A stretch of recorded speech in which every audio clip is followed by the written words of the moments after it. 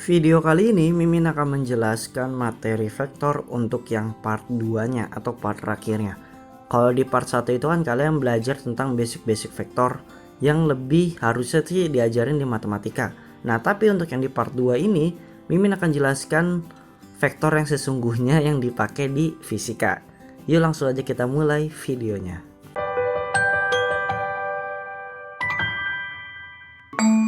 Resultan vektor. Operasi penjumlahan dan pengurangan vektor dapat dilakukan dengan berbagai metode. Yang pertama ada metode segitiga atau grafik, metode jajar genjang, metode poligon, dan metode analitik. Kita masuk ke resultan vektor untuk yang metode segitiga dulu. Jadi metode segitiga itu berarti kalian lihat gambarnya, misalkan ada vektor A, kemudian ada vektor B. Ya udah, kita tinggal tarik garis dari yang awal ke yang akhir. Paham maksudnya? Jadi tinggal tarik yang awal ke yang akhir. Karena ini arahnya itu sama-sama ke kanan sama ke atas, yaitu positif yang udah Mimin jelasin di part 1, maka rumus resultannya itu tinggal kita jumlahkan. Tapi untuk yang ini, yang A-nya ke kanan positif, B-nya itu ke bawah negatif, makanya di sini resultannya itu vektor A dikurang vektor B. Nah, sebagai contoh gini, misalkan ada gambar kayak gini, kemudian diketahui vektor P sama vektor Q-nya. Nah, dua satuan itu dapat dari mana? Nah, dua satuan itu artinya itu dua kotak. Jadi P itu kan dua kotak, Q juga dua kotak. Nah, yang ditanya resultan. Kalau ditanya resultan, itu kita tinggal hubungin aja gambarnya. Pangkal yang Q ini kita hubungkan dengan yang P. Jadi kan gambarnya kayak gini. Ini P, ini Q. Ingat, vektor itu bisa kita ubah-ubah bisa kita pindah-pindah selama besar dan arahnya itu sama. Ya udah, jadi yang ini kita pindahin aja ke sini sehingga kan gambarnya gini. Dan ini berbentuk segitiga. Nah, kalau segitiga kita masukin ke rumus yang ini. Kita tinggal jumlahkan. Tapi karena di sini dalam satuan besar satuan, bukan dalam notasi vektor, maka ini tuh artinya itu kita akar kuadratkan.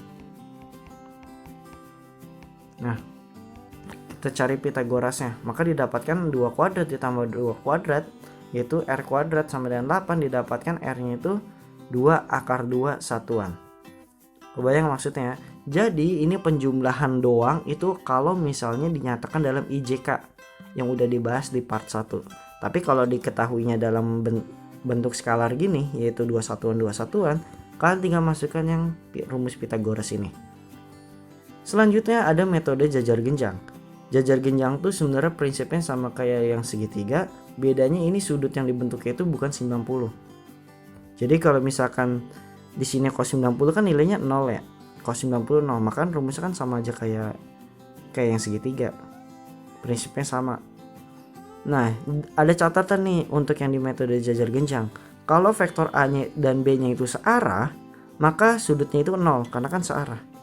Ini A, ini B. Udah kan gak membentuk sudut, maka bernilai 0 tetanya. Maka didapatkan R-nya itu A plus B aja. Jika vektor A dan B-nya itu berlawanan arah, berarti berlawanan arah nih, maka tetanya itu kan 180, maka R-nya itu tinggal A min B. Tapi jika vektor A dan B-nya itu tidak tegak lurus, sudut tetanya itu 90, maka R-nya itu tidak sama dengan 0. Ini sih sebenarnya catatannya nggak terlalu penting sih, nanti langsung diaplikasikan ke rumus aja. Metode jajar genjang juga berhubungan dengan aturan sinus yang ada di matematika. Mimin singgung sedikit. Jadi kalau ada gambar kayak begini, kalau alfa itu sudut A ke B ya, kalau beta itu sudut B ke resultan, kalau gamma itu dari resultan ke titik ke vektor A-nya. Ya udah, kita tinggal tuliskan rumusnya ini ya. R itu adalah sin per sin alfa sama dengan B per sin gamma, yaitu sudut depannya. Dan A itu sudut seberangnya itu, maksudnya sudut seberang itu beta, makanya di sininya sin beta.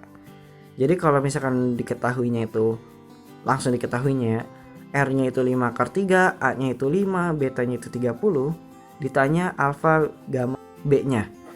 Ya udah, tinggal masukin R per sin alfa sama dengan A sin beta. R-nya itu kan tinggal masukin 5 akar 3 per sin alfa. Alfanya itu adalah yang ditanya, makanya sin alfa sama dengan A nya itu 5 per sin beta. Ini dapat dari mana Min? Itu tinggal ngikutin rumus ini aja. Jadi pilih 2 aja yang mau kalian kerjakan, rumus yang digunakan di dalam soal itu. Ya udah, dimasukin 5 akar 3 per sin alfa sama dengan 5 per sin 30. 5 akar 3 per sin alfa sama dengan 5 per, nah sin 30 ini berapa? Setengah. Kok dapat setengah Min? Dapat dari mana? Kalian tinggal nonton yang video part 1-nya ya, itu udah Mimin jelasin. Sehingga didapatkan sin alfanya itu setengah akar 3. Kalau kalian lihat di tabel yang ada di part 1 itu, Mimin tampilkan nih di sini. Nah, alfanya itu didapatkan 60. Jadi didapatkan alfanya itu 60. Kemudian untuk nyari gamanya itu kan berarti sama aja kayak panjang lebar dari sudut alfa dikurang beta, maka didapatkan 30 derajat juga.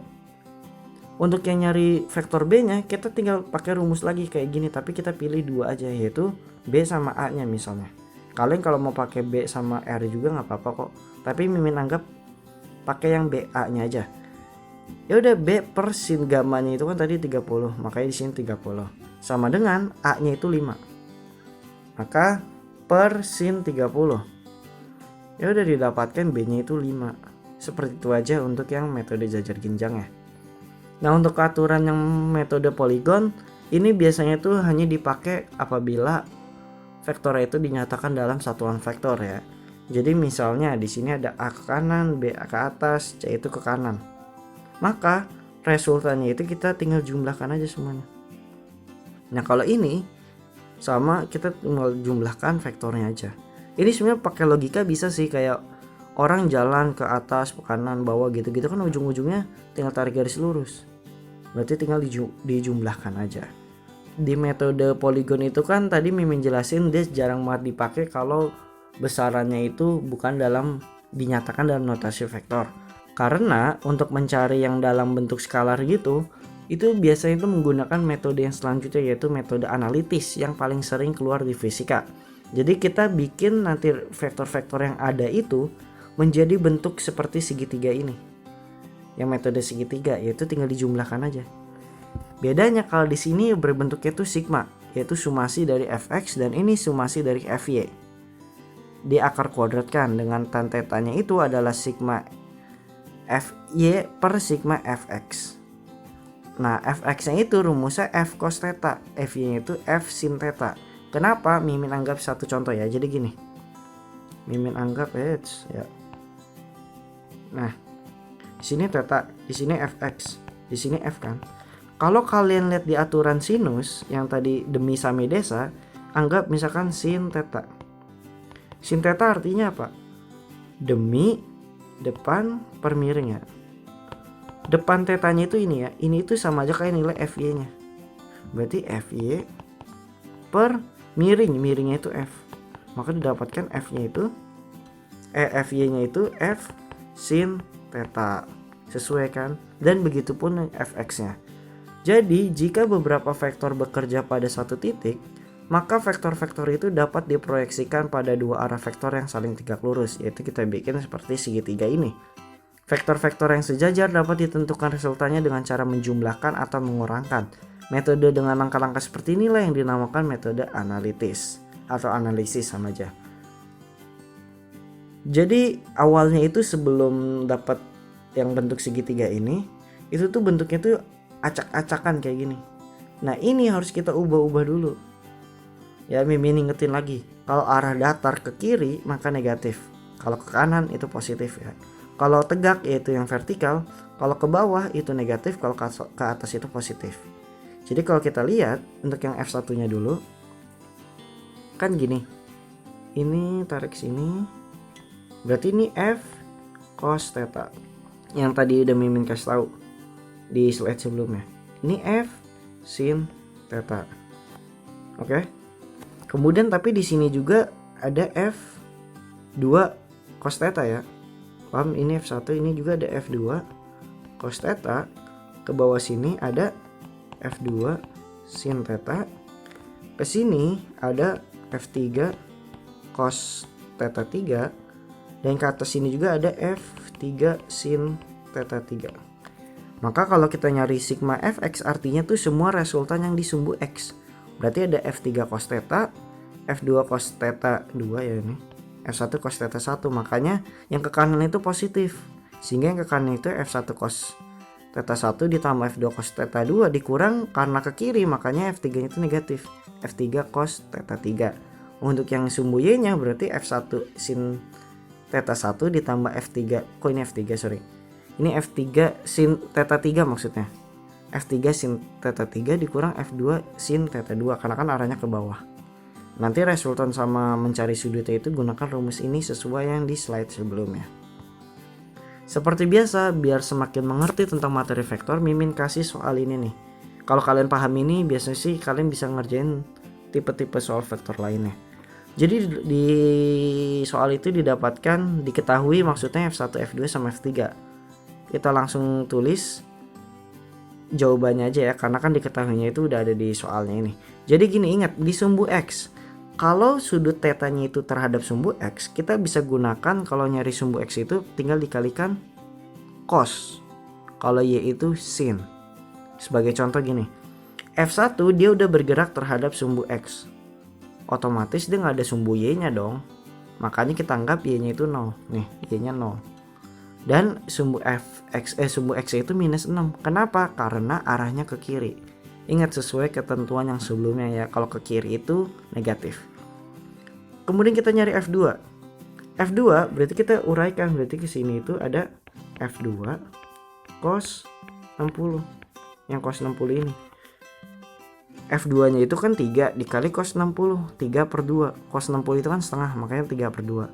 Kalau sin berarti ini ke atas, F2 sin 60. Nah jadi inget, walaupun sudut yang kebentuk di sini kalau pakai sin, dia tuh tetap pakai yang 60 derajatnya ini. Sin 60 berarti kan ini setengah akar 3, makanya 3 dikali setengah akar 3 kan 3 per 2 akar 3.